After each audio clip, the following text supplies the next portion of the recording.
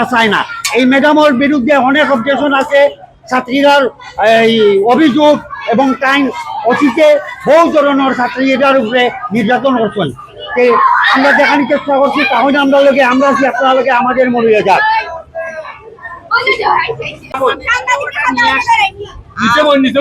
April মাসে আমার permanent stay order হয়েছে। আমি ডিসি স্যারকেও জানাইছি যে আমার পার্মানেন্ট অর্ডার হয়েছে, ডিসি স্যারকেও জানাইছি যে আমার পার্মানেন্ট স্টে অর্ডার হয়েছে। ওনারা বলছেন আপনি স্কুলে যান।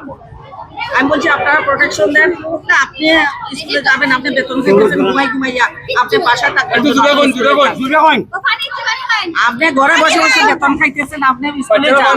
ওনারা আমাকে বলছে এখন যদি আসার পরে এই টিচাররা তৈয়ব আলী, সাজু, আফরুজা, সুমন চন্দ্র এরা স্টুডেন্টকে লেলিয়ে দিছে। প্রথমে আমি ক্লাস করাইছি তাদেরকে, ক্লাসে গিয়ে আমি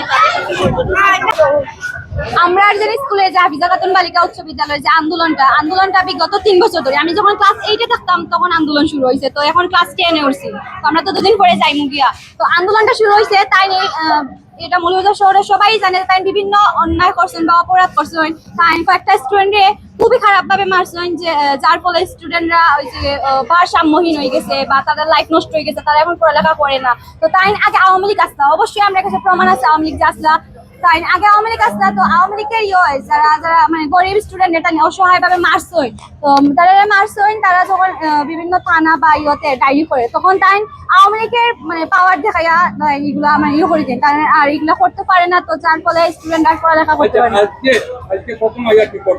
আজকে তাই যেহেতু সাময়িক বরখাস্ত, তাই অবশ্য বিভিন্ন অপরাধ দুর্নীতি এগুলা ধরে তাই সাময়িক বরখাস্ত করা হয়েছে। তাই সাময়িক বরখাস্ত থাকাকালীন তাই আমরা যারা আগের সারির স্টুডেন্ট আন্দোলনের যারা মুখ্য, তারা 3 বছর ধরে খুবই মানে হুমকি দিরা, তারা তাই বাইরে করার চেষ্টা করা, তারা তাই বাসায় বাসায় গুন্ডা ফাটাইয়া, রাস্তাঘাটে স্টুডেন্টের তাই অ্যাসিড মারার লাগিয়া হুমকি দিরা, যার ফলে স্টুডেন্ট স্কুল আর না, অ্যাসিড মারার পরে স্টুডেন্ট স্কুল আর না যায়। তারপরে রাস্তার মাঝে স্টুডেন্ট স্টেপ নেওয়া, চাকু দিয়ে নিয়ে গুন্ডারা দৌড়ায়, যেখানে আন্দোলন করছে, আন্দোলনের শোক বা করিলে মুখ্যম সারির যারা তারা এইরকম হুমকি দেওয়া হয়েছে। তাই ক্লাসে গিয়া তাই মতো সাময়িক বরখাস্ত। তাই আজকে ক্লাস স্কুলে যখন আইসন তখন তাই প্রত্যেক ক্লাসে গিয়া কইরা যেন আমারে যেন হরানি হয়েছে, তো তোমরা যারা যারা এটার লগে আসো বা তারা যারা আজকে আমার নিয়ে আন্দোলন করবা তারা আমি চিঠি দিলাই মুখে, তাই তো সাময়িক বরখাস্ত চিঠি দিলাই বা কিতার লাগে। তাই তো তাই করা আছে, যারা যারা আমার নিয়ে আন্দোলন করছো তারা লাইফ নষ্ট করিলে তারা আমি দেখতে চার মুখ শেষ করিলাম, অভিশাপ দিলাম তোমরা কোনো সময় ভালো হইতে পারতে না, বা ওটা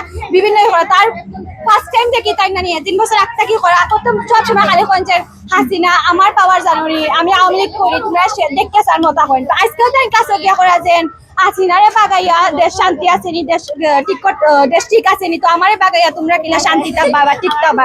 তো তাই মানে এই অশৃঙ্খলা করে বিভিন্ন কাছে গিয়া ভালো করছেন, যারা আন্দোলন করছে তারা টিসি দিলাইমু। তো যার কারণে তাই আইসেন। তো আমরা বর্তমানে যে প্রধান শিক্ষক দেওয়া হয়েছে, তো বর্তমানে একজন প্রধান শিক্ষক দেওয়া হয়েছে আমরা হাবিবুর রহমান স্যার। তো তাই অনুমতি না নিয়ে আখেরে না জিগাইয়া তাই আইয়া চেয়ারও বসছেন, তাই চেয়ারও বসছেন, টেবিলের উপর পাও তৈয়া বসছেন, বিভিন্ন স্টুডেন্টে তাই উস্কানি তাই না, আবার বিভিন্ন স্টুডেন্টে উস্কানি দিরা যেন আমার কিতা করতে পারবা বা বাজে মানে হাতে ইশারা বাজে বাজে বিষয় এগুলা দেখারা, তাই আমরা টাটা দিরা পান খাইরা বইয়া যে আমরা বন্ধ করে, তাই বন্ধ থাকেও জানালার দিকে আমরা বিভিন্ন খারাপ ইঙ্গিত যেগুলো দেখারা, তাই না করা যা কিতা করতে পারো করিলা আমি দেখতে চাই, শেষ দেখতে চাই।